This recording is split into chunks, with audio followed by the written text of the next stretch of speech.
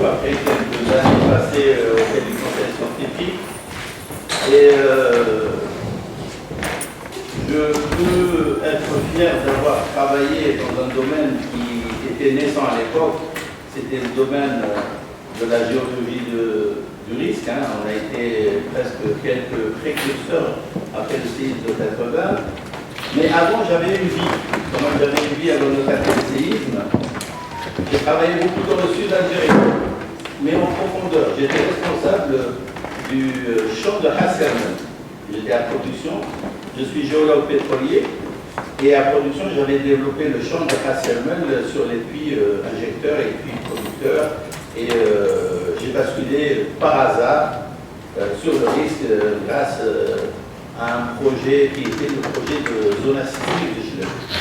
Et durant toute ma vie, je ne vais pas la raconter aujourd'hui, mais j'ai eu la chance, vraiment la chance, de connaître pratiquement tous les domaines des géosciences. Depuis l'exploration terrestre, par toutes les méthodes, que ce soit des méthodes géophysiques, des méthodes de terrain modernes. J'avais aussi eu la chance de travailler sur des projets liés au domaine satellitaire. Donc, j'avais abordé d'abord l'imagerie statique, qui était l'imagerie que vous connaissez tous à travers Google. Et ensuite, on est passé à des images type radar. Et j'ai connu les précurseurs de cette technologie. J'ai travaillé avec eux sur des projets économiques. Il faut savoir que j'ai été engagé dans beaucoup de projets économiques. Et parmi ces projets, cette technique a été introduite. Elle n'a pas été introduite dans les cahiers des charges, puisque les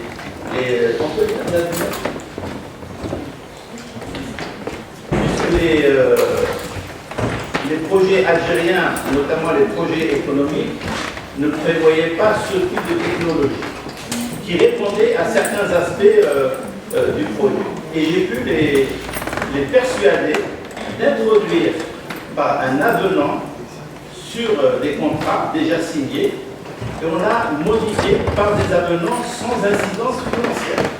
C'est-à-dire qu'on a pris des chapitres qui étaient inutiles, qui étaient budgétisés, on leur a demandé de changer, on va introduire cette technologie. Et ça a été accepté, et grâce à Dieu, on a pu introduire ce domaine de l'interférométrie. Et donc j'ai eu la chance de travailler dans ce domaine sur des projets bien spécifiques. Ensuite, j'ai eu la chance aussi avec mes collègues du CRAG, avec M. Yendels et toute l'équipe de Maharaja. Donc on avait travaillé suite à la problématique posée dans ma thèse sur la marge. Et donc il y a eu Maharaja 1, Maharaja 2, spirale, prisme, spirale, etc. Et j'ai eu la chance aussi de connaître ce monde de la bathymétrie, de la géophysique marine et le monde de la géotechnique marine. Sur prisme, on avait fait spécifiquement de la géotechnique, je vais en parlerai peut-être dans ma prochaine conférence. Et donc ça a été pour moi un enrichissement conséquent. Donc j'ai travaillé sur cet aspect. Et donc je tenais à présenter cette technologie. Pourquoi? Parce que on a besoin de cette technologie en Algérie, surtout dans les déformations à grande échelle.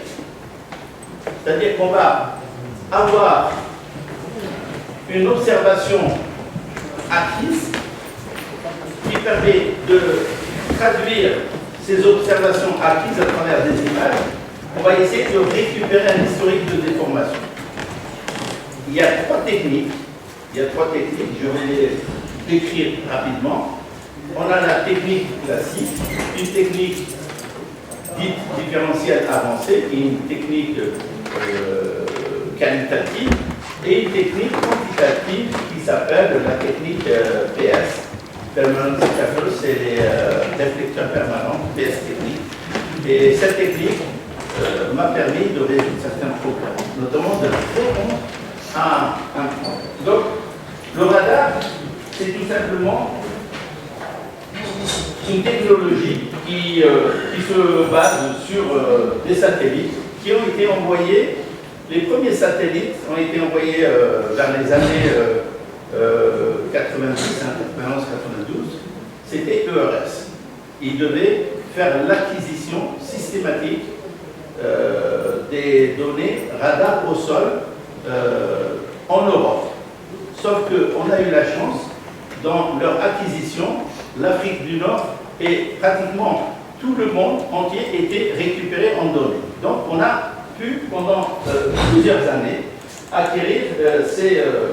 et donc on va parler un peu de ce produit. Vous allez voir, les satellites maintenant deviennent de plus en plus performants. Il y a les techniques, donc j'avais parlé de 3 techniques, je vais essayer de vous les présenter. Je ne suis pas un ingénieur du signal sismique, je ne suis pas un spécialiste des trucs, mais j'ai beaucoup travaillé avec des gens qui travaillaient qu'avec le signal. Et j'ai beaucoup appris auprès d'eux. Et on va voir quelques applications. Des cas qu'on a fait en France, en Angleterre, en Italie. J'ai travaillé avec les 2 grandes boîtes professionnelles. L'une qui a été créée par le professeur Alessandro Ferretti de l'école polytechnique de Milan, et l'autre a été créée par un Espagnol, un Français qui s'est installé en Espagne et qui s'appelle la société Altamira. Donc il y avait Altamira et TRE, ce sont les 2 leaders professionnels. En plus, il y a eu en parallèle le développement de quelques process, disons, académiques qui sont développés en parallèle. Donc on va parler de ces cas en Algérie, c'est ça qui m'intéresse. Je vais vous présenter aussi quelques cas en dehors. Donc le INSA, c'est pratiquement, ça vient de cet acronyme, Interferometric Synthetic Aperture Radar. C'est une surexposition de données pour calculer les variations de distance dans le temps. Donc on va essayer de voir les variations de distance dans le temps par rapport à un signal envoyé. C'est des systèmes de très haute résolution. Il faut savoir que dans le radar qu'on utilise en géophysique terrestre, on a les moyennes, basses et hautes fréquences. Sur les hautes fréquences, si on veut ausculter avec le radar, par exemple du béton sur 30 cm d'épaisseur, on va utiliser 1 giga ou 2 GHz de résolution. Et si on veut aller vers les basses fréquences, on a du 40 MHz, c'est-à-dire qu'on va aller vers 15 mètres de profondeur dans le sol. Là, sur les satellites, on a plusieurs gigahertz de fréquence, c'est-à-dire c'est de la très haute résolution. Alors ça, c'est pour vous donner l'image à peu près de l'acquisition des images. Tu peux cliquer juste cliquer sur le globe. Comment on fait l'acquisition en polaire? Vous voyez, il y a des parties on va acquérir en ascendante et d'autre côté, plutôt en ascendante de côté et descendante de côté. C'est-à-dire que n'importe quel point du globe va être enregistré en orbite ascendante et descendante. Et on va choisir les orbites qui sont disponibles. On peut avoir, dans certains cas, des orbites ascendantes uniquement. On peut avoir, dans d'autres cas, des orbites descendantes. Le signal radar est envoyé vers la Terre, il revient. Et la particularité des satellites radar, c'est que ce ne sont pas des satellites optiques. Ils travaillent, c'est de la géophysique, de très haute résolution. Le signal est envoyé vers la Terre, il revient. Le satellite est à la fois émetteur et récepteur. Et donc, ça c'est le... Et des fois, on fait des programmations, comme vous voyez ici. Si j'ai envie de faire des programmations sur une zone, je fais le lessivage d'une zone spécifique par programmation. Ça, c'est les nouvelles générations de satellites qui font du programmage. ERS1, ERS2 et Ambisat ne font pas du programmage. Ils ont fait du systématique jusqu'à leur arrêt technique.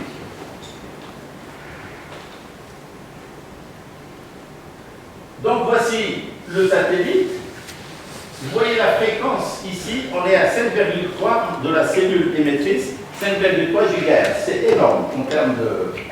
La hauteur du satellite, on est à 780 km de l'orbite. C'est les satellites de l'agence spatiale. Donc il y a EURES-1, EURES-2 et Ambisat. C'est cette configuration. Et l'avantage, c'est qu'on a l'émission est faite sur un angle de 23 degrés. Elle ne se fait pas comme dans les optiques en verticale. C'est à 23 degrés. C'est-à-dire qu'on va faire un rasage latéral sur le sol. Pourquoi? C'est pour récupérer la rugosité qu'il y a au sol. Quand je parle de rugosité, c'est les montagnes, c'est les bâtiments, c'est les obstacles, c'est les voitures, c'est-à-dire tous les obstacles qui viennent contre... Là, actuellement, peut-être qu'il y a un satellite radar qui est en train de faire de l'acquisition au-dessus de nos têtes. Et donc, ce qui est intéressant aussi, c'est qu'on a une hélice de 100 km. C'est énorme. C'est-à-dire, chaque passage, c'est une fauchée de 100 km. Le cône qui arrive au sol, c'est 100 km. C'est-à-dire que j'aurai de l'information à très haute résolution sur une très large échelle. Et ça, aucune technique ne peut le faire.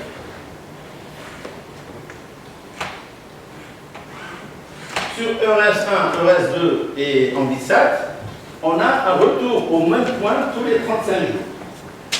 C'est-à-dire, aujourd'hui, si je dois prendre les images satellites, radar du crack, je peux retrouver l'orbite du crack.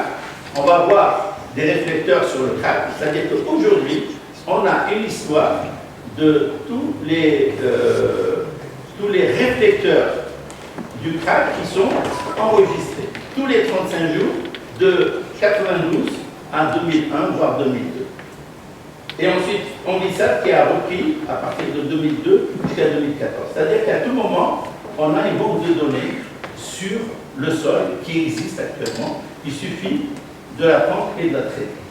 Donc ça, c'était la force. Actuellement, il y a d'autres satellites qui ont des périodicités beaucoup plus courtes. 3-4 jours. Il y a d'autres à 6 jours. C'est des satellites un peu spécifiques, qui sont des satellites professionnels, qui sont pour les besoins des pétroliers, des grosses agences, etc., les militaires. Donc tous ces satellites-là, il y a toute une constellation dans le ciel de satellites radars. C'est de la géophysique embarquée dans le ciel. Donc voici l'acquisition en orbite descendante. Donc le satellite il passe à un endroit donné et à un delta T plus tard, quelques jours plus tard, quelques mois plus tard, il revient au même endroit parce que la Terre tourne et le satellite continue lui de tourner. Il va acquérir les mêmes données en orbite ascendante, sur le même endroit. Sauf que, vous voyez, cette zone où orbite ascendante et descendante sont presque superposées, concerne l'Europe. Et on a une partie vers le Maghreb où on a des fois orbite ascendante et descendante. Vous allez voir pourquoi. Le satellite, en orbite ascendante, il est dans cette position et on a, j'ai dit, 23 degrés d'envoi des signaux sur un angle de 23 degrés. Donc on a un relief.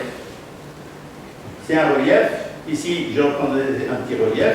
Ça peut être une maison, ça peut être n'importe. Donc, il y a une première acquisition. Voici l'acquisition de l'orbite ascendante. Sauf que ici, de l'autre côté, je rate une bonne partie du signal.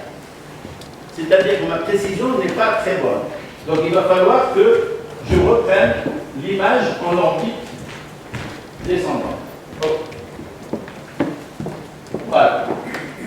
Et là, je récupère la partie qui n'a pas été acquise sur la première orbite. C'est pour ça que si, dans une région donnée, on a orbite ascendante et descendante combinée, on a une très bonne topographie 3D.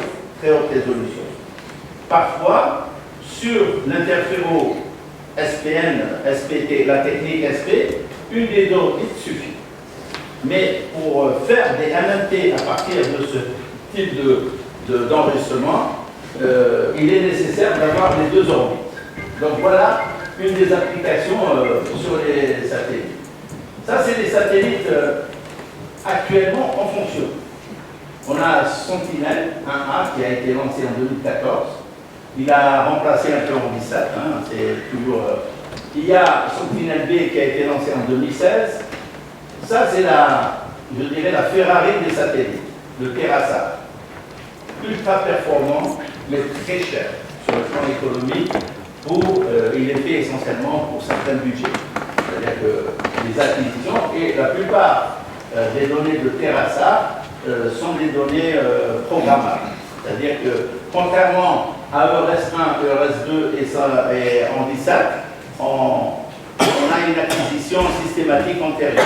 Eux, c'est sur programmation. Il y a le Tandem X, il y a le RadarSat, donc chacun a sa spécificité, soit du Canada, soit ça c'est japonais, le ALOS, et il y a le Cosmos Skynet qui est 2007, et c'est une constellation de 4 satellites qui se suivent. Toujours pour les applications radar.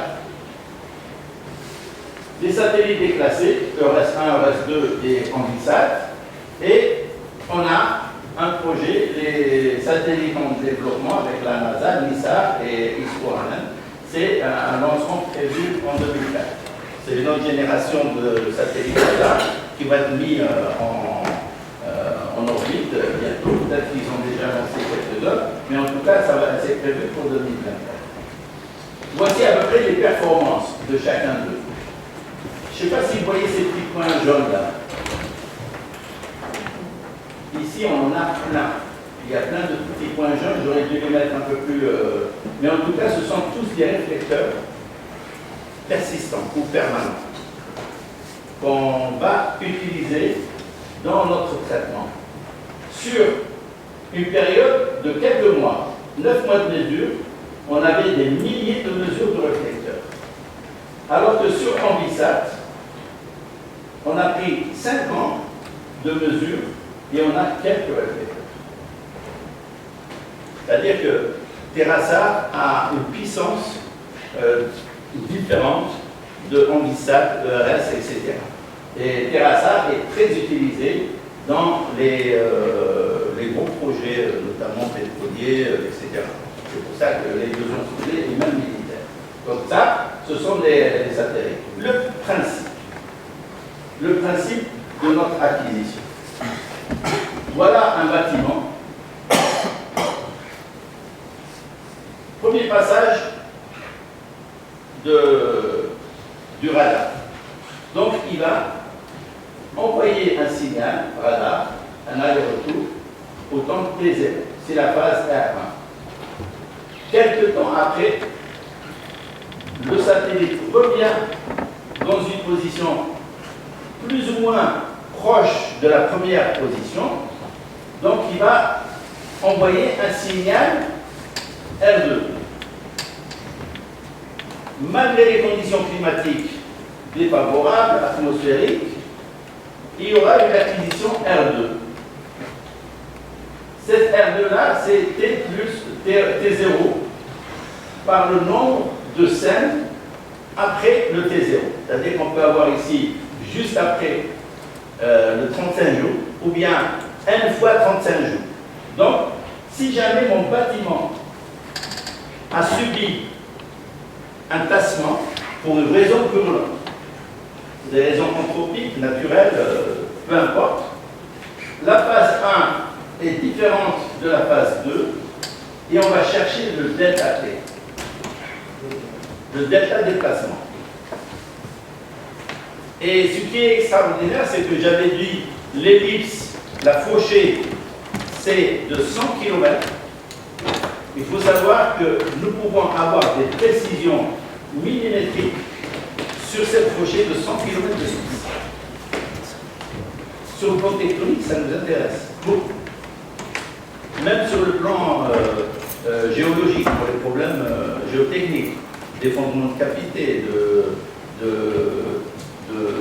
glissement de terrain, on peut utiliser cette technique pour surveiller justement ou observer les déformations associées. Donc voilà le principe. Donc l'acquisition, on enregistre les phases. S'il y a une différence, on va la mesurer. Et ce qu'on va obtenir, ce sont ce type d'échelle. Ici, on a une échelle en centimètres. Et on va observer des points qui sont soit très stables, c'est ceux qui sont en vert, ou bien des points qui sont en bleu, qui sont des points qui se soulèvent, ou des points en rouge, qui sont des points qui sont en subsidence. Donc on va chercher cette information à travers chaque réflecteur. Et c'est des milliers de réflecteurs, voire des millions des fois. Et ce qui est intéressant, c'est qu'on peut dériver des séries temporelles.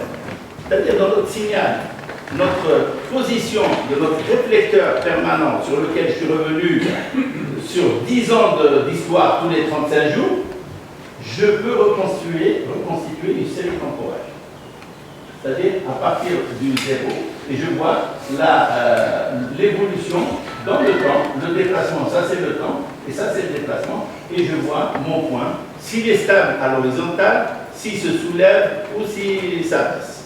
Donc ça, une série temporelle, c'est magnifique, parce que sur des événements, ça va vous permettre de voir à quel moment il y a eu une déformation, par exemple.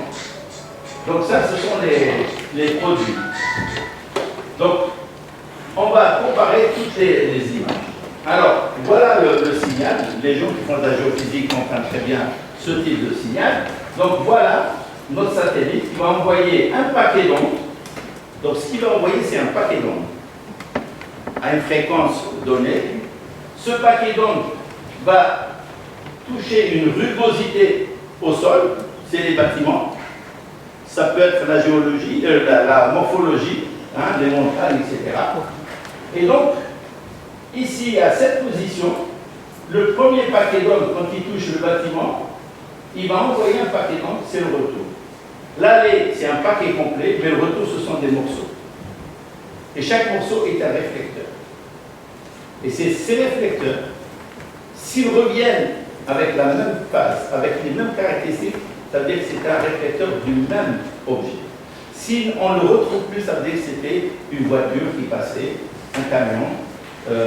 Ça devait être un objet qui bougeait, pas un objet stable. C'est pour ça qu'on va parler de réflecteur permanent.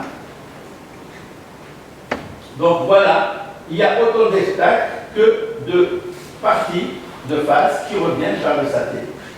Donc ce sont ça, les réflecteurs, qui nous reviennent vers le... Et cette technologie, moi, avant de la placer, avant de l'utiliser en Algérie, on l'avait déjà testé avec, en France sur des mines, sur des ouvrages d'art à Londres. On a travaillé sur des glissements terrain en Italie avec des équipes italiennes. Donc moi, j'étais le géologue qui interprétait. Et les géologues, les gens qui faisaient le signal, ne comprenaient rien à ce qui se passait au sol. Donc, on arrivait à comprendre les phénomènes, pourquoi l'existence de ces phénomènes. Et c'est comme ça qu'on est arrivé à comprendre. Là, c'est une image d'Alger. Pour vous faire comprendre cette rugosité, ça c'est une des images qu'on a utilisées pour l'étude d'Alger. Alors, tout ce qui est blanc, c'est des retours vers le satellite. Ce sont ces paquets d'ondes qui sont revenus. Et tout ce qui est noir, vu l'angle de 23 degrés, ce sont des signaux qui ne sont jamais revenus. Et ça laisse une trace noire. Donc nous, il n'y a pas de réflecteur au niveau de l'aéroport, il n'y a pas de réflecteur au niveau de l'autoroute Est-Ouest. Ça absorbe. Hein? Ça absorbe. Ça ne revient plus. Ça ne revient plus parce qu'il n'y a pas d'obstacle. Il n'y a pas de réflexion. On prend le port, vous voyez, le plan d'eau du port, il est noir. Alors que la mer, il y a des bateaux, on voit quelques bateaux. Elle est grise la mer, ça veut dire qu'il y avait de la route. C'était des obstacles, ça veut dire que la mer bougeait, elle n'est pas noire. Si elle était calme, on aurait eu en noir. Et donc on a utilisé plus de 80 images de ce type-là pour faire le traitement sur la wilaya d'Alger. Donc, on peut, grâce à ces traitements, avoir les cartes de déformation. Comme je l'avais expliqué tout à l'heure, on peut obtenir, donc tout ce qui est point rouge ici, c'est des points qui descendent, c'est des points négatifs. Et tout ce qui est en bleu, c'est des points en soulèvement, et tout ce qui est vert est stable. Donc voilà quelques images, on peut obtenir des MNT qu'on va bien sûr intégrer dans la base de données à partir de... Après, ça c'est les amplitudes, c'est ce qu'on voyait tout à l'heure, et les séries temporelles.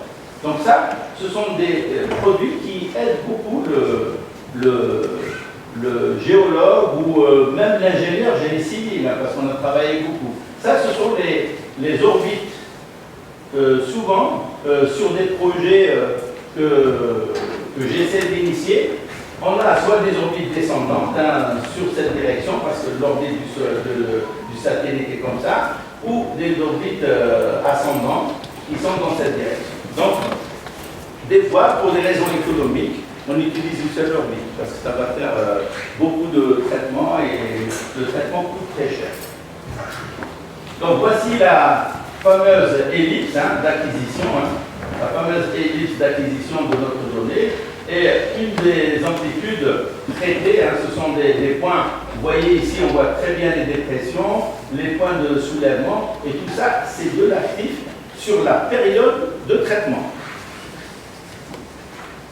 Sur une période donnée de traitement, ça vous permet d'avoir une idée. Alors, si aujourd'hui, je devais par exemple faire une étude quelque part en Algérie, j'aurais l'image, disons, sur ERS, sur 92-2002, je peux l'obtenir cette image et on l'a obtenue. Et actuellement, on peut mettre à jour les bases de données de 92 jusqu'à 2017. Et on peut traiter sur 30 ans et c'est énorme. Ça permet d'avoir une idée. Ce qui est intéressant, c'est que les résultats, là où ça se déforme, orientent le géologue. Elles orientent le géologue, le sismologue, le géophysicien vers les points où la déformation est au maximum. C'est-à-dire qu'on va aller explorer des sites très intéressants. Ça, c'est essentiel de comprendre. Donc ça, ce qui est intéressant, c'est que ça, c'est le... Des fois, on utilise ERS1 et ERS2 de combiner. Mais pour pouvoir les combiner, il faut que la distance entre les deux pendant l'acquisition, c'est-à-dire quand ERS1 est passé ici, et que ERS2 passe quelques 35 jours ici, il faut que si je dois utiliser les deux scènes sur le même point, je dois avoir une ligne de base qui soit correcte. Une ligne de base qui soit correcte pour me permettre de faire mon traitement. Sinon, je risque de confondre les deux données. Et donc, pour avoir une cohérence dans le traitement, cette ligne de base, elle est corrigée. Donc, c'est ce qu'on appelle la distance spatiale entre les positions de... Donc, voilà une ligne de base spatiale. Il faut que cette ligne-là, il faut qu'elle soit la plus grande possible, de façon à nous permettre d'avoir une amplitude très fine du point topographique. Donc, plus l'écart entre ERS1 et ERS2 est grand, et plus la précision pour la topographie est meilleure. Parce que l'amplitude, l'angle, etc. nous permet de... Par contre, elle est mauvaise pour l'acquisition, si on veut, dans la ligne de base temporelle. Dans la distance temporelle, il faut que la ligne de base soit la plus courte pour pouvoir corréler les mêmes faces. Donc, c'est là où arrive la difficulté du traitement. C'est là où l'ingénieur du signal va faire des choix. Est-ce qu'il va faire un choix pour la position précise pour la topographie, ou est-ce qu'il va choisir pour le réflecteur permanent pour avoir le signal le plus optimum, c'est-à-dire cette ligne de base, il faut que ERS1 soit très proche de ERS2 pour pouvoir les prendre en charge dans le cadre du traitement du SPR. Donc ça, c'est le travail de l'ingénieur, du spécialiste signal. Donc ça, c'est une problématique qui est résolue par des spécialistes. Et les lignes de base sont fondamentales pour l'interprétation de toutes les données. C'est pour ça qu'on va chercher ces lignes de base et on essaie de comprendre. Alors, c'est quoi ces réflecteurs au sol? Donc il y a les réflecteurs naturels, c'est les toits de maison. Et ça tombe bien, parce que souvent, le problème des risques, notamment d'instabilité, sont sur les zones habitées. C'est ce que je cherche. Moi, si j'ai des réflecteurs dans le désert, c'est bien. Mais en termes de risque, ça ne me rapporte pas grand-chose. Donc, les réflecteurs en zone urbaine sont très très intéressants. Et plus vous avez une haute densité de mesure, et plus vous pouvez traiter. Donc, il y a des avantages. On a beaucoup de points. On a une disponibilité historique, c'est-à-dire qu'on revient sur chez réflecteur. Alors, le réflecteur permanent, on ne sait pas en réalité. On ne sait pas en réalité c'est quoi. Si vous ne faites pas un calage terrain, vous ne pourrez jamais savoir c'est quoi votre réflecteur. Ça peut être un acrotère de bâtiment, ça peut être une cheminée de bâtiment, ça peut être un élément de la bâtisse qui a été rajouté. Donc ça, on ne le sait pas. On le sait que si on fait un calage terrain. Et les inconvénients, cette technique n'est valable que si on a beaucoup de points de mesure. Si on n'en a pas, on ne peut pas. Il faut au moins traiter pour cette technique 20 à 25 images superposées. Au-delà, on n'arrive pas à avoir les traitements adéquats. Donc il faut quand même un paquet d'images. Par contre, quand on n'a pas de réflecteur, et ça on a travaillé beaucoup avec les pétroliers, surtout dans les zones arctiques.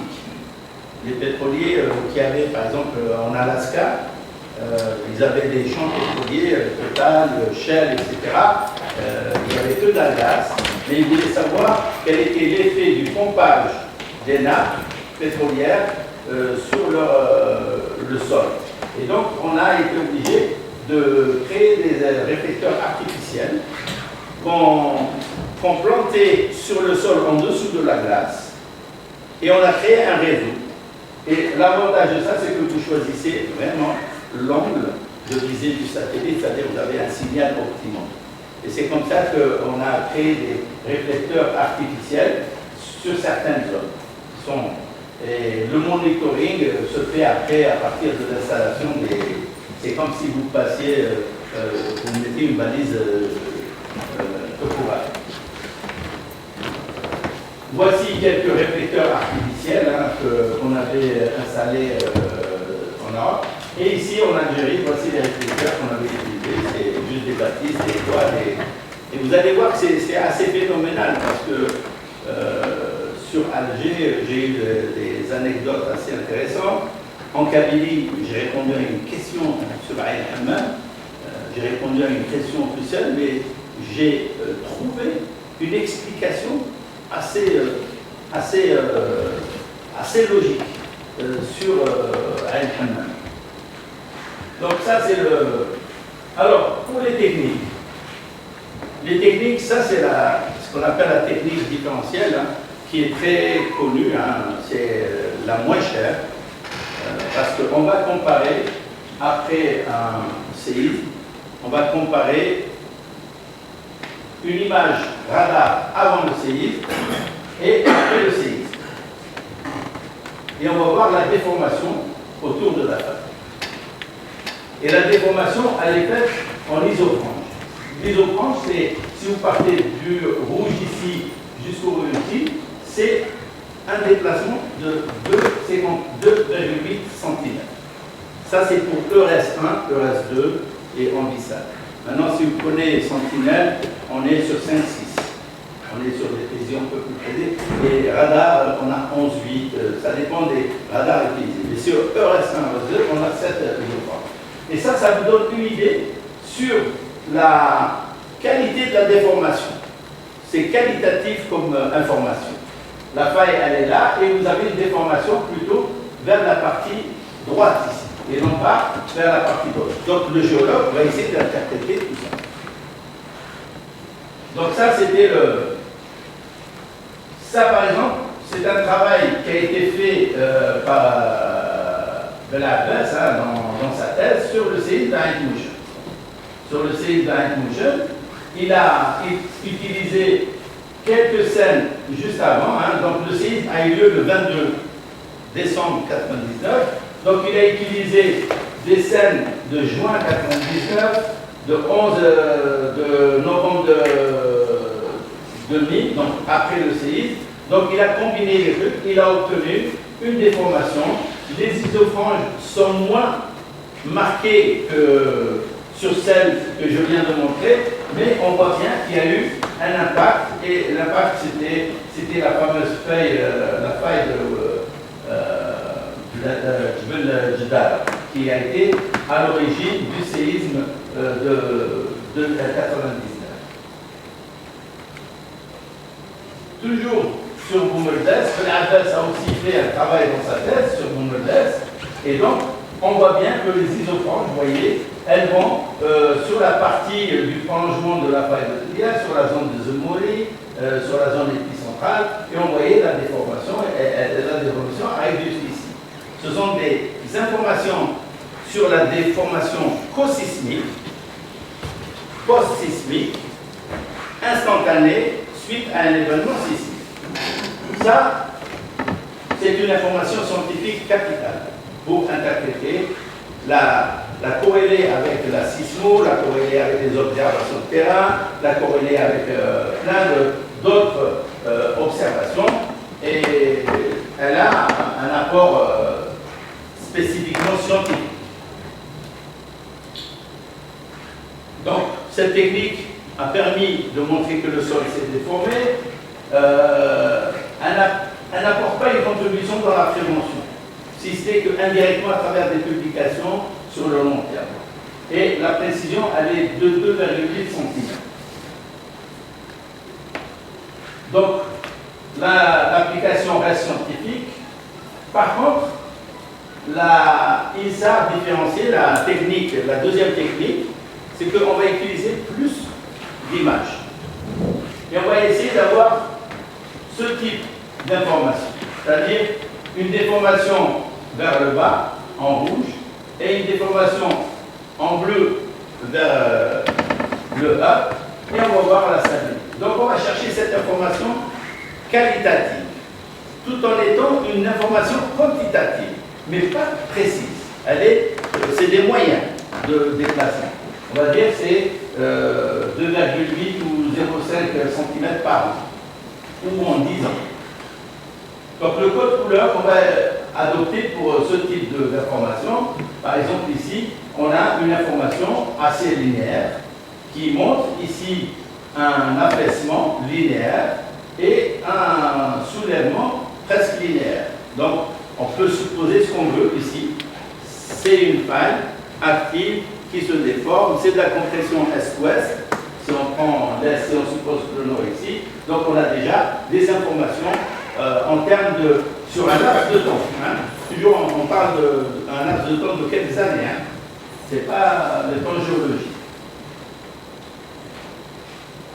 Donc voilà, ça nous permet de voir un peu l'événement par rapport à l'état avant la déformation et après la déformation. Donc on va prendre quelques exemples. Hein. Ici, ça a été fait dans le cadre de travail à l'Université de Montpellier, hein, avec les collèges du laboratoire, et ils avaient fait un peu sur Tainan à Taïwan, sur une période de 2 ans. Et on voit très bien, ça c'est pas un lac, hein, c'est une déformation en subsidence. On est en face d'un pli, une déformation en pli, avec un soulèvement ici, et on a identifié la faille à l'origine, l'anticlinal ici, le synclinal ici, plutôt le synclinal ici et l'anticlinal ici. Donc on a identifié les mouvements tectoniques. La symbolique, je me suis trompé de symbolique. Mais disons, c'était le synclinal et l'anticlinal qui étaient de la déformation asismique. Il n'y avait pas de séisme. Sur cette période, on n'a eu aucun séisme. Que de la déformation lente et continue.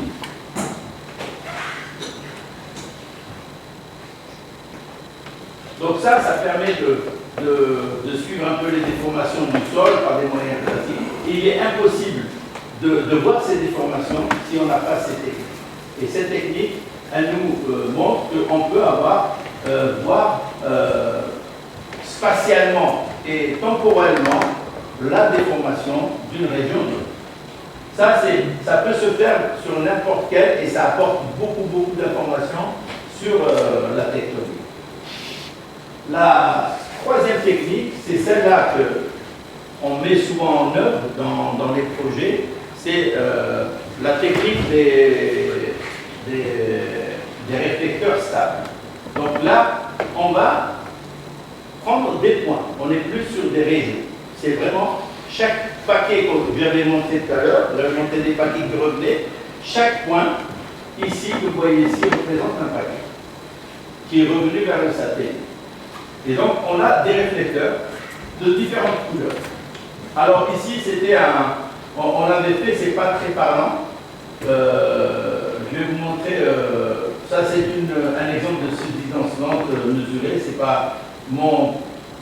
Ça par exemple, c'est un réflecteur, c'est une série temporelle d'un réflecteur qu'on a suivi de pratiquement 92 jusqu'à 2000, presque, jusqu'à l'an 2000. Et vous voyez que là, ici, on a une ligne de base qui ne bouge pas.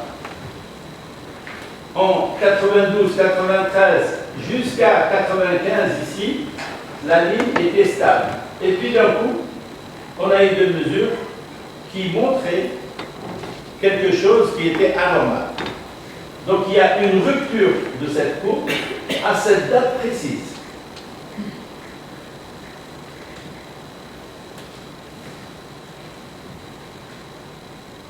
Et justement, ici, juste à cette date, il y a eu un événement.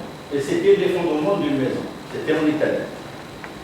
C'est-à-dire que sur un effondrement de maison sous un fontis, une cavité, l'effondrement avait des précurseurs. Si on prend le nombre de mesures, 1, 2, 3, 4, 5, 6, on a eu 6 mois avant la rupture de la maison, c'est-à-dire la disparition de mon réflecteur permanent. Il a disparu. C'est-à-dire 6 mois avant de disparaître, on avait des signes précurseurs. Effectivement, quand on avait fait les enquêtes, les gens disaient qu'on entendait des craquements dans la maison, etc., etc., et les gens étaient inquiets. Mais la déformation n'était pas très... Il n'y avait que le toit qui bougeait, et tout ça, ça reflète quelques millimètres. Il ne faut pas croire que c'est 3 mètres d'effondrement. Mais sauf que ces millimètres de déformation ont été la finalité d'un effondrement. Donc on avait, avant l'événement lui-même, il y a eu cet effondrement. Ici, on avait pris, je ne sais pas si vous connaissez un peu Barcelone. Barcelone, il y a la Llobregat, c'est une rivière, un fleuve qui se jette dans la mer Méditerranée. Et on a développé l'urbanisme sur des sédiments alluvionnels, qui sont le delta de la Llobregat. Ils l'ont développé ici. Et quand on prend cette zone-là, quand on a construit des maisons, il y avait ce signal-là. On a observé sur une période donnée des effondrements assez conséquents. Par contre, ici, vers le nord, sur le rocher, il n'y avait pas d'effondrement, les points sont stables. Tous les points sont stables. Il n'y avait que dans cette zone-là. Et cette zone-là était marquée par des fissures. Les maisons, c'était fissures. C'était un tassement différentiel induit par une mauvaise construction sans tenir compte des conditions du sol. Et ça a engendré des fissures sur toutes les constructions de cette zone-là. Et ces fissures-là se sont soldées par ce signal, qui est le signal en série temporelle. Vous voyez, ici, on n'a pas de rupture de la courbe. Pourquoi ? Parce que quand on a commencé le monitoring, quand on a commencé, le mouvement était déjà entamé. On n'avait pas le différentiel entre le début où il n'y avait pas de mouvement et ensuite les mouvements. Donc on a eu des informations en série temporelle jusqu'en 2004. C'est-à-dire c'est cette mesure qui nous a permis de voir que les tassements étaient généralisés et que ce n'était pas des problèmes tectoniques. Ici aussi, on a travaillé avec les collègues, parce que je travaillais avec mes collègues de M2I à Paris, donc on avait fait, il y avait un problème sur un problème juridique, sur le métro de Londres. Il y avait un problème juridique parce que le métro de Londres, ils avaient fait l'extension de la ligne Jubilé du métro de Londres, et les habitants qui se trouvaient sous l'extension, sous les travaux du tunnel, s'étaient plaints parce que leur maison se fissurait, ils avaient des gros problèmes, etc.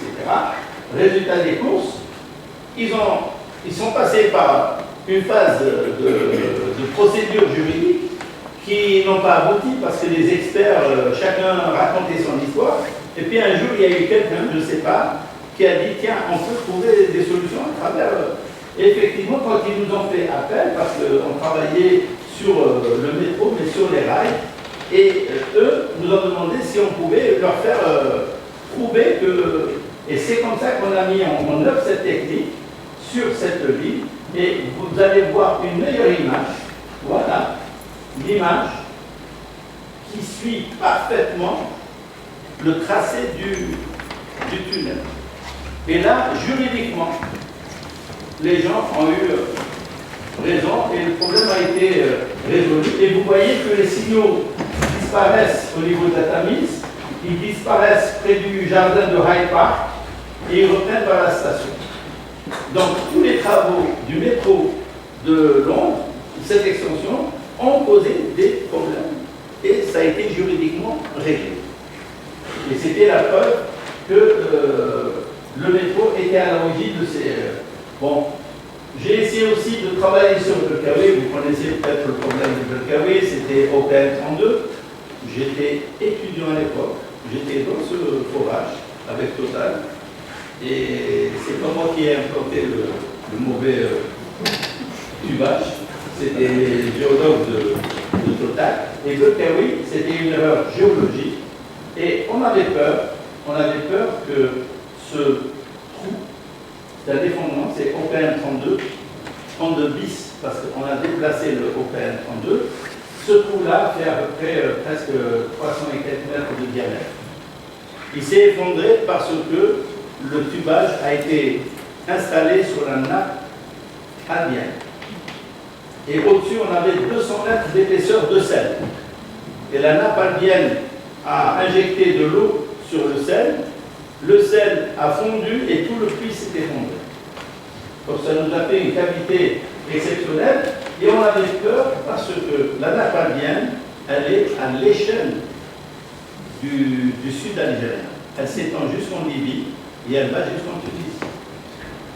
De la même manière que la nappe de sel, on a un salifère qui est identique dans la même forme. Et on avait peur qu'il y ait une extension, un phénomène d'environnement, d'un grave danger environnemental, pollution de la nappe albienne, les villes qui sont à côté, Belkawi, qui est le gisement de pétrole à côté, on avait peur qu'il s'effondre si jamais on ne fait pas. Donc il y a eu une étude qui a été faite. On ne nous a pas confié cette étude, mais on a été associés avec Geostock, qui était une société basée à Paris, qui a pris en charge ce problème, et on a insisté pour qu'il fasse, parce qu'ils avaient fait des études sismiques, etc., uniquement, mais nous on a insisté pour qu'il fasse un traitement interferométrique, et on avait peur de la ville de Ouédéla, qui se trouve ici. On avait peur de la ville de Ouédéla, on avait peur qu'il y ait. Finalement, l'image ne montre pas d'instabilité conséquente autour du pays. C'est-à-dire, pour l'instant, sur la période d'écoute, il n'y a pas de déformation lente, vicieuse autour du puits. C'est relativement stable. Donc là, c'est une réponse à un problème donné. Ça, c'est une photo que j'avais prise parce que l'évaporation du puits au fond, il fait 4 mètres de profondeur. Cette évaporation entraîne avec le soleil tout le temps un arc-en-ciel. Là aussi, on a travaillé pour le TGV parce que SNCF avait de gros problèmes d'instabilité de ses voies. Et donc, elle voulait absolument avoir une technique. Elle avait des équipes de topographie. Sauf que les équipes de topographie travaillaient sur des millions de kilomètres. Donc, ils voulaient savoir s'ils ne pouvaient pas cibler la surveillance topographique sur des endroits où la déformation est évidente. Et c'est comme ça qu'on a validé avec eux, et eux ne savaient pas du tout, ils nous ont jamais dit où sont leurs zones d'instabilité. Ils n'ont jamais défini les zones d'instabilité. Ils nous ont donné une zone, vous nous faites l'étude de ça. Et quand on a fait l'étude, on a directement obtenu des informations sur ces zones. Et là, les topographes, vous savez, il y avait un gros combat. Ça, c'est les luttes des technologies. Il y avait un combat entre les topographes au sol et les gens qui travaillent satellites. Comment vous êtes plus précis que nous, qui sommes au sol. Les topographes, ils ont cette arrogance de croire que la topographie, là, c'est de la topographie, effectivement, à grande échelle et à grande précision. Elle est complémentaire de leur travail. Elle n'est jamais concurrente, elle est complémentaire. Et donc, c'est ce jour-là qu'ils ont compris que cette technique était complète, complémentaire à leur... Et là, il y a eu beaucoup d'échanges avec eux et on a pu vraiment avancer dans la prévention des voies ferrées en France. Donc là, maintenant, les routines se font la même chose sur l'aéroport de Paris. Il y a eu l'effondrement, je ne sais pas si vous avez entendu parler du terminal à Roissy qui s'est effondré, qui a tué 3 voyageurs, je crois, des Japonais, etc. Là aussi, on a fait une étude et on a montré que ce terminal a commencé, vous voyez cette série temporelle, ce terminal a commencé, là il s'est effondré. Et vous voyez cette voûte-là, juste pour l'anecdote, on travaillait avec l'aéroport de ADP, Paris, et j'ai eu la chance de découvrir une société avec qui je suis resté presque 10 ans, EMI, M2I. J'ai travaillé avec eux, ils ne font que de la mesure. Tout leur travail, c'est de la mesure. Géophysique, mesure de capteurs, mesure de vibration ambiante, on a fait plein de choses. Et avec eux, on est venu parce qu'il y avait un problème sur la stabilité quand ils construisaient l'aéroport. Il y avait une stabilité, on nous a demandé de surveiller, de mettre les capteurs sous les 2 voûtes ici. De ce point-là qui s'est effondré. Hein. Et on avait mis des capteurs parce que quand ils posent, c'est une voûte qui est préfabriquée, ils viennent la poser sur un socle en béton, et cette voûte-là, quand ils ont posé nous on a mis des capteurs pour mesurer les différences, parce qu'il faut qu'il y ait un équilibre entre les deux. Et l'équilibre ne doit pas dépasser 15%. Or là, on a posé les deux, sauf qu'on a obtenu 25%. On leur a dit, le côté rive gauche, il est de 25% plus fort. Et les gens de ADP nous ont dit, ça dit que ça va s'effondrer. On leur a dit oui. Et ils ont dit ça, mais nos calculs sont justes. Donc ils ont relié nos mesures. Le rapport a été dénigré par ADP parce qu'on leur a dit vous risquez une rupture. Et là, ils n'ont jamais voulu reconnaître le fait qu'ils ont fait un mauvais calcul. Bon, bref, nous on leur a dit ça va s'effondrer. Ils ont dit mais ça tient, ça fait depuis 3 mois, 4 mois, ça tient. On leur a dit mais les calculs c'est ça, après vous faites ce que vous voulez. Ils nous ont, heureusement qu'il y avait des téléx, des fax entre nous. Donc nous on a mis ADP dans ses responsabilités. Le rapport est passé à la direction du ministère des Travaux publics. Bref, on n'avait rien à craindre parce que nous, on était protégés. Et 3 ans après, ça s'est effondré. Et non pas 6 mois. 3 ans après. Donc, après l'effondrement, ils ont demandé de voir s'il y avait des déformations avant l'effondrement. Malheureusement, on les a trouvées, on a identifié les déformations. 2 ans avant, c'était la catastrophe. Là, c'était en Italie, c'était des glissements de terrain, vous voyez. L'Italie, on est en plein Apelin, c'est beaucoup de... Et ce qui était intéressant, c'était ici un barrage, c'était de voir si la digue du barrage bougeait ou non. On est en zone sismique, il y a les vidanges et les remplissages des barrages, etc. Donc, il voulait savoir si on pouvait répondre à... Effectivement, quand on a fait l'étude, vous voyez, on a trouvé des glissements des berges de barrage, tout de suite. Et en plus, on a trouvé des glissements à l'amont, donc tout ça a été pris en charge, juste après. Ça, c'est pour les... En milieu urbain, donc on a utilisé aussi pour en zone à Milan, vous voyez, à Milan, entre 92 et 2002, comme en Algérie, l'Europe était à une période de sécheresse absolue. En 92, on a connu une sécheresse à tel point qu'il y avait une alerte à tous les niveaux. Et donc à Milan, on a observé des zones où les choses se déformaient, notamment sur ces points-là. Et quand on est parti mesurer, vous voyez, on voyait ces points-là qui bougeaient. Et c'était des maisons, des réflecteurs. Ici, par exemple, les points P ici, c'est le point vert, c'est stable. La série temporelle, ici, donc ça c'est le temps, hein, ça va de 92 à 2000.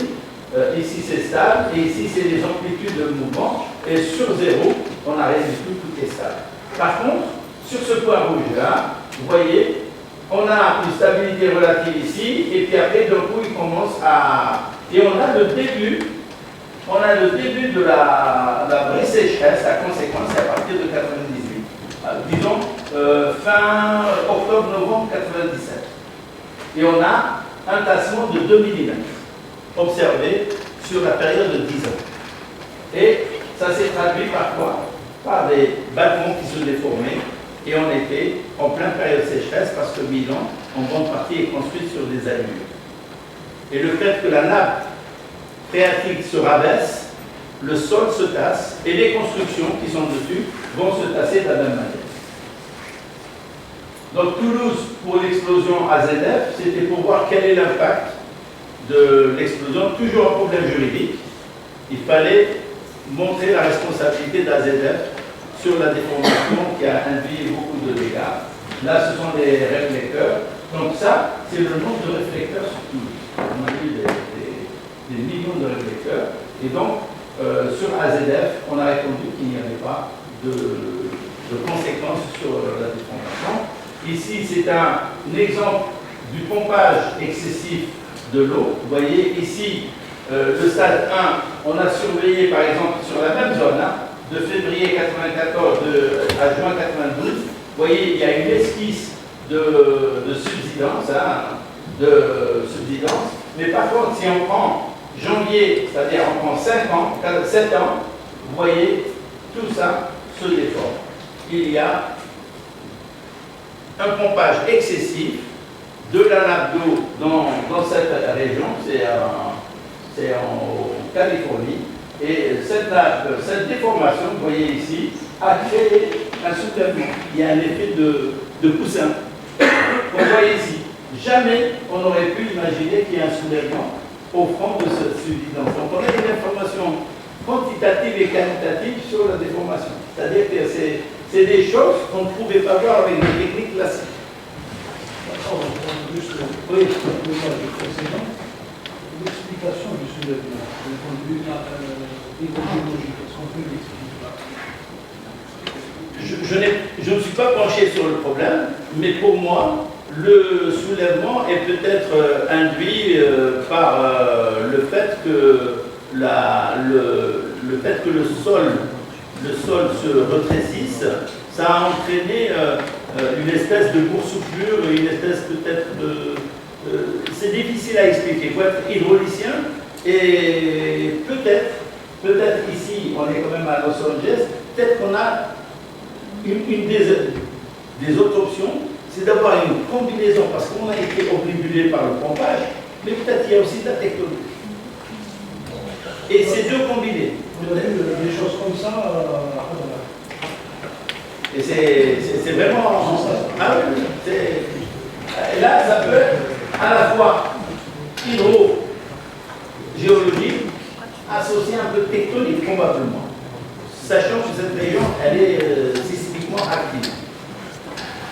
ça, c'est toujours les pompages d'eau excessifs. Hein.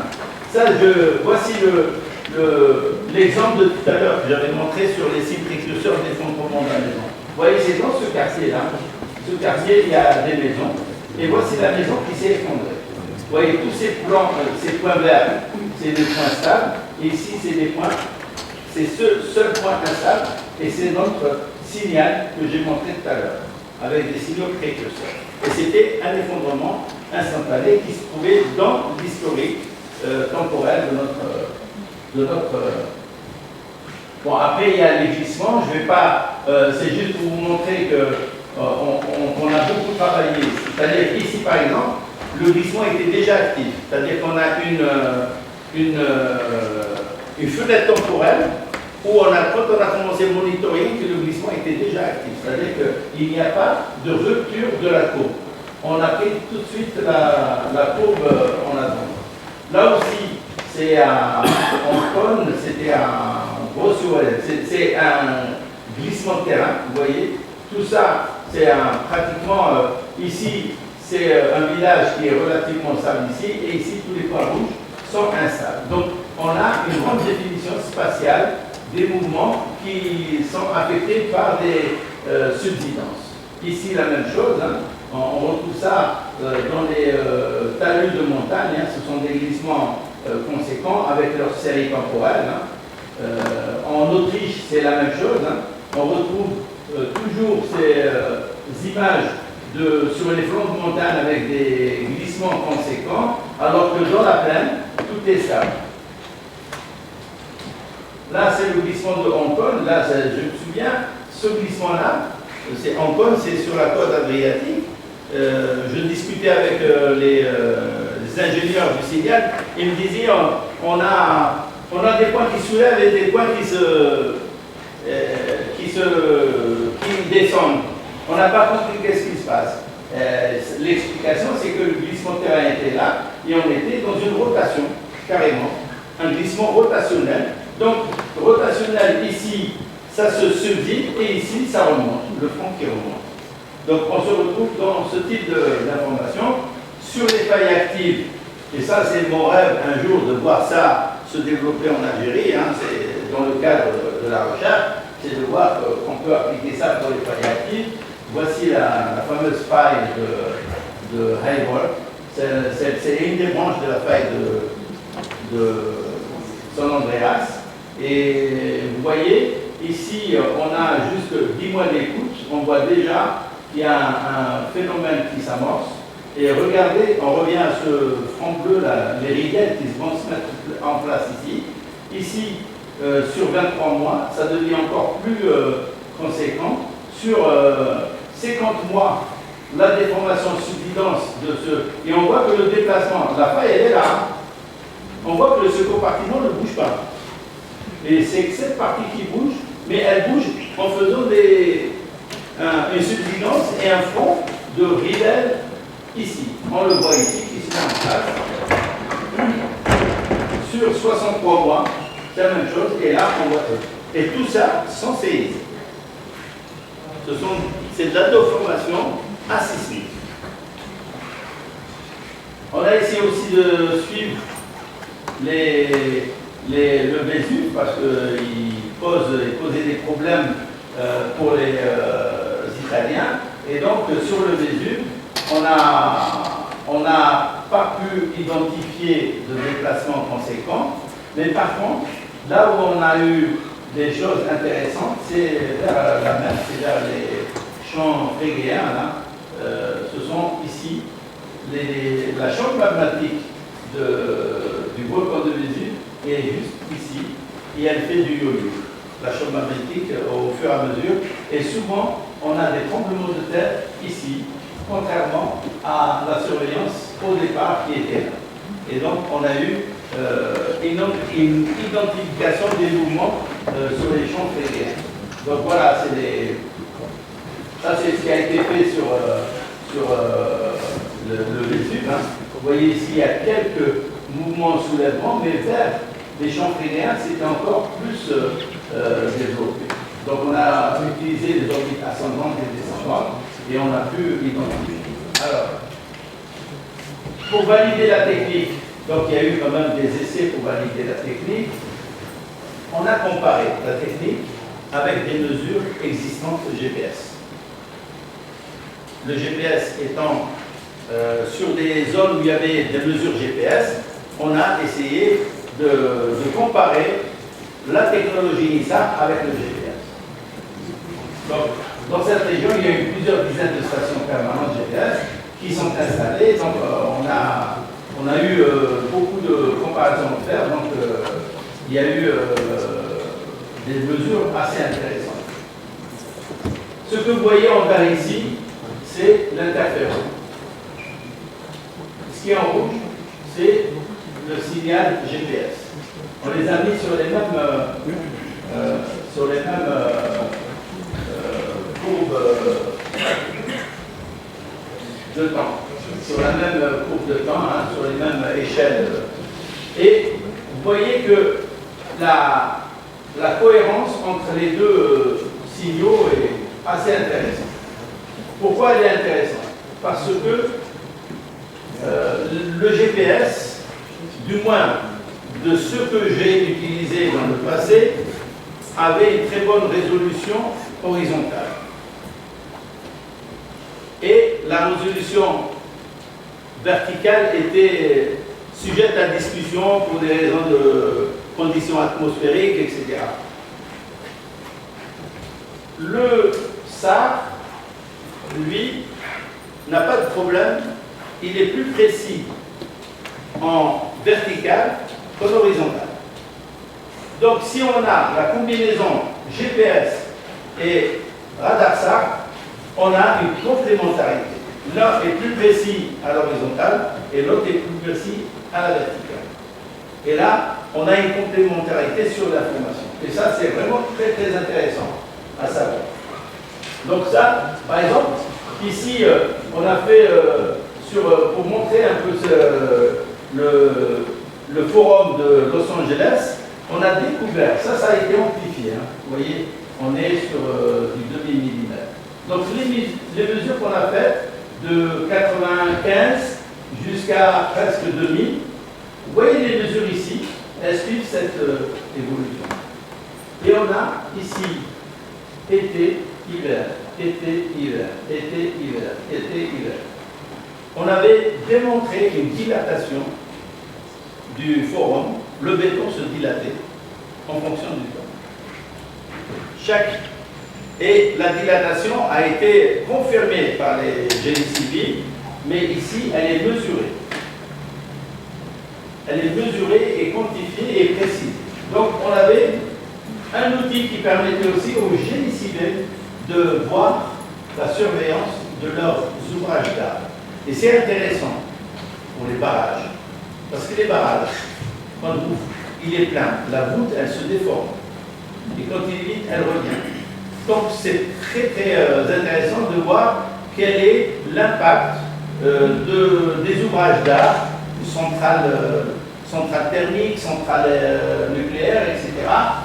Et donc ça répondait à un besoin et à une réponse assez conséquente. Et on a été surpris par les résultats. Donc ça c'est un peu la même chose. On va revenir sur l'Algérie. Alger, c'est une étude qu'on a introduite dans le cadre d'un projet qu'on appelait l'étude de vulnérabilité de la base d'Alger aux catastrophes naturelles, séismes, inondations, glissement de terrain et pollution du sol. Et il y a eu deux études, une prise en charge par le BRGM et une autre qui a été prise en charge par le BRGM. Et j'étais chef de projet dans le BRGM. Et à Alger, on a pu négocier avec la wilaya sans impact financier pour leur expliquer que nous avons une wilaya qui s'étend, qui est très dense, et on voulait savoir quelle serait la situation en termes de déformation, puisqu'il y avait les glissements de terre. Et notre objectif, à travers cette interféro qu'on a mise en œuvre à Alger, était de surveiller les glissements d'Alger. Parce qu'on avait 12 VA qui étaient susceptibles d'avoir des glissements, on avait le glissement actif du Télévi, et on avait peur de l'extension de l'urbanisme vers l'ouest, sur le Sahel, ou bien vers l'est. Et donc, l'objectif, c'était d'aller chercher de l'information sur la déformation. Et donc, on a essayé de...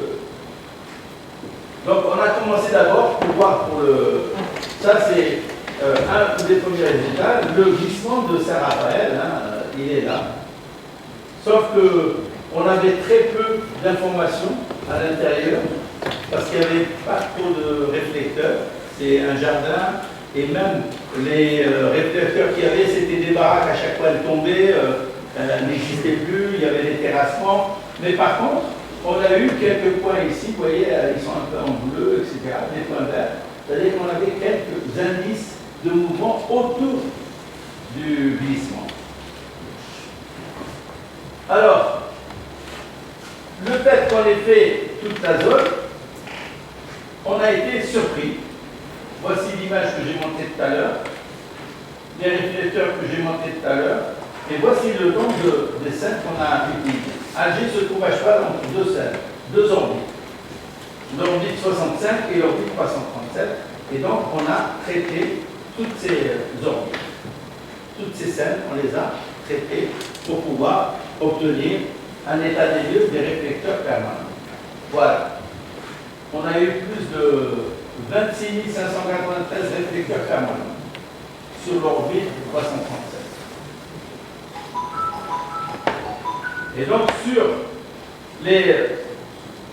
l'ensemble des réflecteurs sur les deux orbites, on a eu 40 000 sur l'ensemble. Et donc, on a, vous voyez, malheureusement, Bouzelea était confié au VRGM. Donc, nous, on n'a pas pris en compte. On aurait pu le prendre en compte, mais l'OIL ne voulait pas. Nous, ça ne nous coûtait rien. C'était notre. Ils ont dit non, ne touchez pas à la zone de l'étude de Bouzelea. Elle appartient au VRGM, listez-vous. Vous faites votre zone. Et c'est dommage, parce que c'est de l'information qui était gratuite. On aurait pu la rajouter. Malheureusement, l'administration est tatillon et c'est dommage, parce que. Bref, mais on a au moins la métige. Alors, voici ce qui se passe. L'image, ça c'est un tri. Hein. J'ai eu des surprises, j'ai eu beaucoup de surprises. Ici, c'est les points en subsidence. On a des points rouges, c'est vers où les cheveux. On a jusqu'à 30 mm par an. C'est énorme. On a une subsidence de 3 cm sur 10. Dans toute la métige. Et vous voyez, vers le Sahel, vers ici, on avait quelques points ici qui reflétaient pas tout à fait la réalité du terrain, mais la réalité du terrain en subsidence, c'était la métige. Si on prenait les points donc voilà quelques exemples. Ici, vous voyez, ça c'est la région à Sidi Moussa. Les réflecteurs permanents à Sidi Moussa, c'était, vous voyez, les réflecteurs ici, ça c'est une usine. Ce sont les aspérités qu'il y a sur le toit et chaque aspérité, elle avait un défaut qui revenait vers le satellite. Donc c'était pour nous un réflecteur permanent. Donc ça, on a calé avec des informations. Par contre, ce qui est intéressant, c'est ça aussi. Les points de soulèvement sur le Sahel, sur la partie Sahel. Et ce soulèvement-là, c'est un soulèvement de quelques millimètres. Voilà. On a un soulèvement de 1 à 2 millimètres par an. Aucun outil topographique, aussi précis soit-il, ne peut vous apporter cette information. L'interférométrie nous a apporté cette information. Et on est pratiquement 10 ans avant le séisme de Bangladesh. 10 ans. Parce que là, nous les images s'arrêtent en 2012. Et donc, on avait cette information. Et donc, voilà quelques détails ici qu'on a mis dans des fermes, etc. Vers l'hôtel Sheraton, ici, on avait quelques points ici qui étaient en soulèvement. Donc, c'était un impact tectonique, probablement. Le glissement, il n'y avait rien. Voici l'image globale d'Alger subsidence, soulèvement ici, et tout le reste était relativement stable. Ici, il n'y avait pas trop de... Donc c'était une information qui était intéressante, qu'on a intégrée dans notre interprétation de la tectonique, puisqu'on a fait après l'étude d'aléas sismiques sur cette région, tenant compte des failles, des déplacements, etc. Donc voilà l'état des lieux. Donc on a mis sur une courbe ici Excel. Donc ici, le soulèvement maximum de 2000 mètres par an, il est là. C'est cette courbe relativement très gentille. Et la subsidence qui peut atteindre jusqu'à 3 cm par an. Et ça, c'était assez intéressant. Pourquoi? Parce que, en faisant le travail de terrain, on s'est rendu compte que dans la Mitidja, à cette époque-là, c'était une sécheresse. Et les paysans avaient foré des puits clandestins. Et beaucoup de forages ont été réalisés à cette époque parce que c'était une période de sécheresse. Et une fois, en enquêtant dans la région de Harrach, parce qu'on avait des points autour de la brasserie de Harrach, ça ce sont des calages de points, je me suis demandé pourquoi dans la brasserie on avait des points en subsidence et pourquoi autour c'est ouvert. Et donc, on s'est rapproché de la brasserie pour leur demander est-ce que vous avez des fissures, est-ce que vous avez juste pour enquêter? Et est-ce que vous avez un forage d'eau? Ils nous ont avoué qu'ils avaient un forage d'eau, mais ils avaient réalisé 5 forages supplémentaires. Clandestin, dans la brasserie. Et ils pompaient l'eau. Et ça se voyait. Ils ont dit comment vous avez su, on a dit, on a su par satellite, si c'est des instantanés.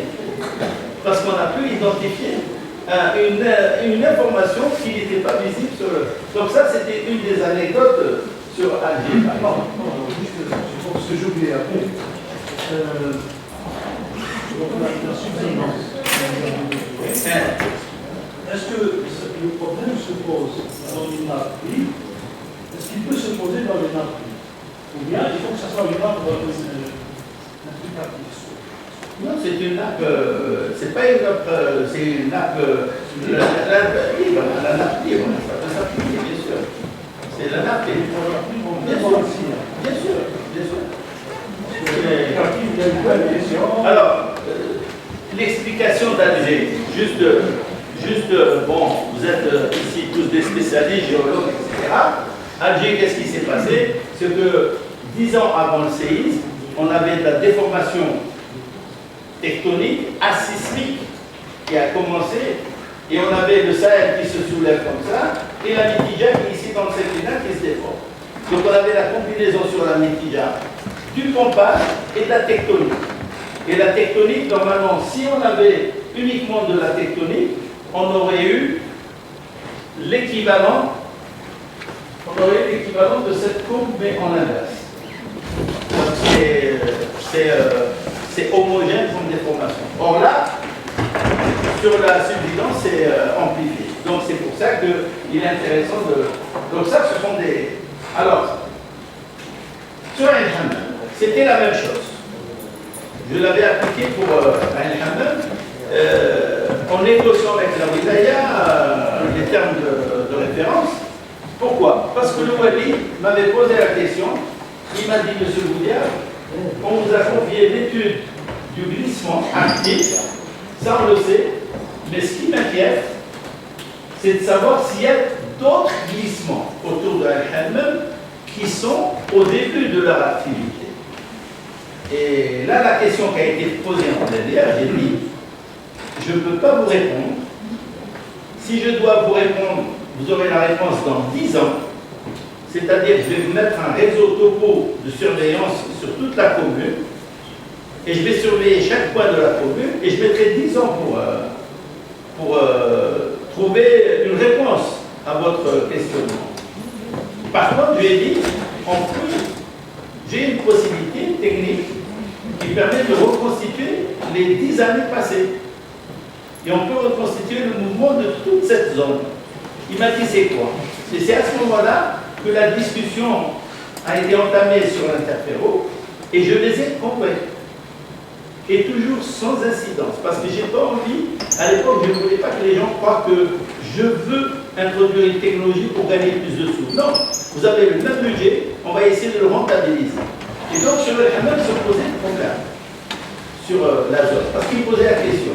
Il fallait réaliser une carte de l'aléa glissement thermique, une carte de constructibilité. Donc, on est déjà dans un zonage. C'est comme un zonage sismique, mais pour le glissement. Et donc, j'ai dit, on va intégrer tout ça dans un zonage pour répondre vraiment.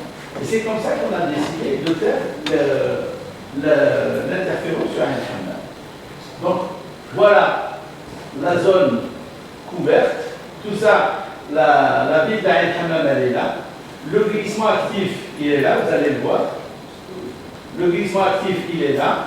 Donc, tout ça, c'est la commune. Donc, il avait peur que ce soit qu'il y ait d'autres glissements. Et c'est comme ça que j'ai intervenu avec la SPN. Donc on a, voici, je vous montre quelques résultats. Ici, donc on a tout ça, les réflecteurs en vert, tout ça c'est stable. Mais par contre, on avait plein de petits points rouges. Vous voyez ici, des points rouges ici. Et pour moi, les points rouges, c'était des glissements de terrain certains. J'étais sûr que c'était des glissements certains. Et donc, je pouvais répondre au Wadi pour lui dire, vous avez 1 point, 2 points, 3 points de glissement. Bien au contraire, j'ai eu des surprises.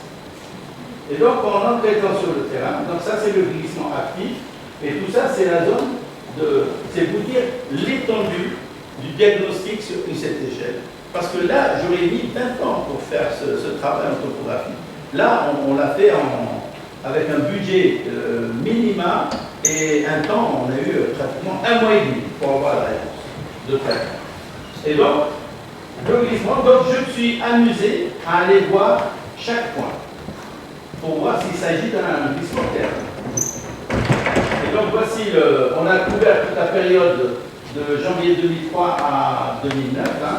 Donc les images satellites ERS1 et ERS2, elles sont complémentaires. Elles vont de 95 à 2000. Donc on avait un gap de 3 ans. Un gap parce que ERS s'est arrêté, on ne pouvait plus.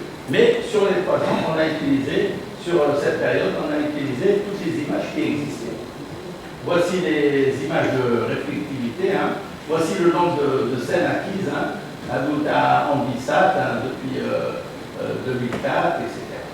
Donc, pour revenir à mes points rouges, donc voici mes points stables, et je me disais, mais pourquoi? Quand on fait un zoom sur la stabilité, quand on fait un zoom, on voit qu'il y a des points verts ici et un point rouge ici. Donc, je me dis, je vais partir. Bon, on est parti, vous savez, il faut partir avec les gens de la mairie, c'est une technique, il faut toujours qu'il y ait une femme. Parce que personne ne va vous laisser rentrer chez lui s'il n'y a pas une femme. Et donc, on est parti, on était à 4, et on a commencé à faire notre enquête. Donc ici, première observation, je vais, ici c'est l'hôpital, le grand hôpital ici d'Ain Hammam. C'est un hôpital qui a été offert par Nicolas. Le tsar Nicolas, à Ain Hammam, il était en visite vers 1890. Il a offert au village. Il a offert l'hôpital. Et donc, j'ai vu, voici mon point rouge, c'est cette chape en béton qui s'était simplement affaissée. Elle s'était affaissée de quelques millimètres et elle apparaissait ici en point rouge. Ça, c'est le centre de formation des infirmières. Donc, moi, j'ai jeté un coup d'œil sur ce point rouge. Quand on jette un coup d'œil, voilà. C'est cette chape-là sur ce conduit de blocs de pierre et tout, ça a bougé et c'est apparu comme étant un réflecteur en affaissement. Bref, donc pas de glissement ici. Je vais vers un autre point rouge juste à côté. Donc je vais le voir. Ce que je retrouve, c'est que ici, vous voyez ces points-là, qui sont bien alignés, et ceux-là aussi sont alignés. Ils sont vraiment bien alignés souvent. Quand j'ai fait mon calage de terrain, c'était des plots qui étaient posés pour, on était en plein période un peu chaude, la période, c'est pour éviter que les voitures ne stationnent pour raison de terrorisme, etc. Et donc, C'était des plots de ce type-là qui étaient posés, qui répondaient à ce signal. Et parmi ces plots-là, il y en avait un qui a été accidenté par une voiture. Et il apparaissait en signal rouge. Donc repéré grâce à... Donc pas de glissement conséquent. Je vais vers la partie la plus chaude. Là, j'ai dit, c'est une pente de 30 degrés ici. Hein. On a une pente de 30 degrés. Je me suis dit, tiens, ici, c'est un glissement terre. Donc, on commence d'abord par visiter cette première maison ici. Donc, la maison, elle est là. Voici, c'est cette maison-là. Et on a frappé à la porte et on a demandé aux personnes, est-ce que vous avez des fissures dans la maison? La personne nous a dit, oui, j'ai des fissures, venez. Et effectivement, on a trouvé des fissures. Et j'ai demandé à la personne, depuis quand vous avez cette fissure? Il m'a dit, depuis le séisme de 2003. En sachant que l'épicentre se trouve à peu près à 35 km, Zemmouri se trouve à peu près à 37 km à la bonne boisson. Donc il m'a dit que c'était depuis le séisme de 2003. Effet topographique du séisme. Je continue. On continue la prospection de nos fissures. Et donc cette maison-là, c'est la même chose. On a demandé s'il y avait des fissures, ils ont dit oui, mais elles ont été colmatées. C'est ça. Elles ont été colmatées et la dame nous a raconté que c'était des fissures induites par le séisme de 2003. On est en 2009 là, 6 ans après. Je continue. Je vais vers les autres maisons ici. Là, c'est une maison inhabitée. Il n'y avait personne. Et quand j'ai regardé l'état de la cotère vers le haut, il est complètement fissuré. Donc, ça devait être aussi le séisme de 2003. Je vais vers le lycée. Il y a un lycée ici, donc on va le voir. Sur le lycée, je demande, c'est ce lycée-là, s'il y a des fissures, ils m'ont dit oui, on a des fissures et les voici. Elles sont là depuis le séisme de 2003. Et on a continué, et ça, on est sur une pente de 30 degrés. Moi, j'étais sûr que c'était un glissement. Mais c'était l'effet topographique induit par le séisme de 2003. Et ici, on a continué. C'était toujours les fissures induites par le séisme de 2003. Là aussi, toujours en pente de 30 degrés. Hein. Ici, c'est cette maison-là, vous voyez, le relief, il est très pentu. Séisme de 2003. Voici c'est le choc du pot de terre contre le pot de fer. Donc il y a eu le choc des deux joints, ça a donné un point rouge, ça veut dire que la maison s'est déstabilisée. Et petit à petit, et c'est comme ça que j'ai pu répondre à M. Louali pour lui dire qu'il n'y a aucun glissement initié sur la wilaya, sur la commune d'Aïn Hammam. Et cerise sur le gâteau, c'est que j'ai observé quelques informations complémentaires ici. Donc je me suis dit, qu'est-ce qui se passe dans ce point rouge-là? Pourquoi il y a ce point rouge-là? Et je suis parti voir sur le terrain. C'était une maison en construction et ils ont utilisé entre-temps une partie ils ont utilisé une partie non, pas des gravats, des parpaings. Les parpaings qui étaient là, ils ont utilisé. Donc ça a fait descendre le niveau. Et c'était enregistré en subsidence. Donc c'est vous dire que les technologies sont très intéressantes, mais le terrain reste toujours le moyen pour confirmer les résultats de ces technologies. Donc ça a été une des applications où j'ai pu effectivement répondre à l'ensemble des besoins. Et de là, on a lancé la cartographie de l'aléa glissement terrain, basée sur des conditions, je ne vais pas en parler, hein, ce n'est pas l'objectif, mais on a fait une carte de l'aléa glissement terrain, une carte de la constructibilité. Ces cartes-là, c'est des cartes de zonage avec un règlement. On a réglementé toute la commune. C'est-à-dire que si quelqu'un veut construire R+1, voici ce qu'il doit faire. Il y a un règlement de 40 pages. R+2, voici ce qu'il faut faire. Bâtiment, pas plus de 100 mètres carrés au plancher. Pas plus de 4 étages. Etc., etc. Tout ça a été réglé grâce à toutes ces réponses. Donc cette technique nous a permis de répondre à certains besoins. La même chose juste pour quelle heure il est là? Ah ben ça va, en France, il y avait un gros problème des zones minières et on nous a demandé d'étudier le comportement des zones qu'on appelle les zones de production de charbon, et les charbons de France allaient fermer. Sauf que le terrain commençait à s'affaisser et ils avaient peur de lancer des constructions sur ces terrains, etc. Donc ils ont demandé une expertise. Et là, si vous voyez, ça c'est la topographie de la zone. L'exploitation par chambre et piliers, c'était les premières, celles du début du siècle dernier, et les dernières, l'exploitation par grande chambre aux mineurs continus, qui sont plus profondes. Mais par contre, ça a posé des problèmes parce qu'il y avait des effondrements, des problèmes de tassement, etc. au-dessus. Et donc, il fallait voir si les exploitations 1900 et 1920 ne présentent pas de danger. Et donc, on a fait du cacao. Voici à peu près les images que je vais vous montrer. Ça, c'est la série temporelle. Voilà, la zone de Gardanne. On est vers Marseille, qui se trouve à une centaine de kilomètres. Et on va sur Gardanne, on voit une zone de subsidence et une zone de soulèvement. Et la zone de soulèvement, c'est une zone de soulèvement, c'est ce qu'on appelle la montagne de la Sainte-Victoire. C'est une zone, on est en zone tectonique active. Et la Sainte-Victoire, on a démontré qu'elle bougeait en tectonique. Voilà, c'est un peu les domaines d'application. Hein. On est sur de l'immensément grand avec des précisions millimétriques. Et honnêtement, mon but pour cette conférence, c'est de voir des compétences émerger ici au sein du CRAG,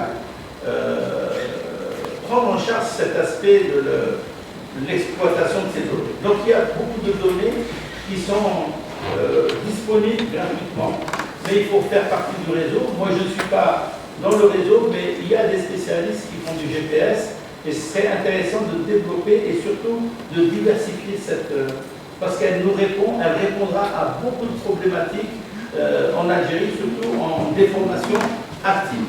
Et ça va orienter les chercheurs pour aller chercher l'information, qu'elle soit géophysique ou d'information d'installation de réseaux mobiles, etc., etc.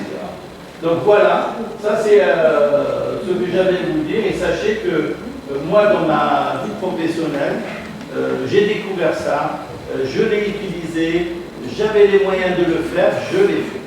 Et j'espère qu'un jour, Inch'Allah, le CRAG, même en complémentarité avec des institutions universitaires ou ailleurs, trouvera le moyen de, je ne sais pas ce qu'en pense monsieur le directeur, mais moi c'est mon souhait. Voilà. Et après comme ça, hein, et je vous remercie.